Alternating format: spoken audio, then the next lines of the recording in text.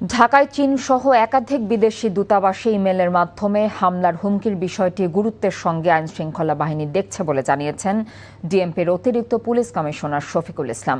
দুপুরে রাজধানীর মিন্টো রোডের মিডিয়া সেন্টারে সাংবাদিকদের প্রশ্নের জবাবে তিনি কথা বলেন। এরই মধ্যে দূতাবাসগুলোর কর্মকর্তাদের সঙ্গে বৈঠক হয়েছে জানিয়ে তিনি বলেন, আতঙ্কিত হবার কোনো কারণ নেই।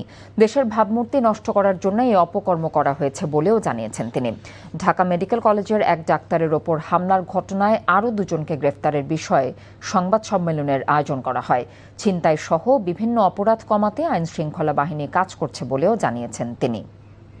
আমার ধারণা যে শত্রুতাবশত পাশাপাশি দেশের ইমেজকে নষ্ট করার জন্য আমাদের যে রাষ্ট্রদূতগণ আছেন বা বিভিন্ন এমবেসি আছে, তারা তো আমাদের তাদেরকে আসলে কিছুটা ভীত সশস্ত্র করার জন্য, এটা আমি বলবো যে এটা দেশবিরোধী একটা অপতৎপরতা। আমরা কাজ করতেছি এটা নিয়ে আমরা কাজ করতেছি।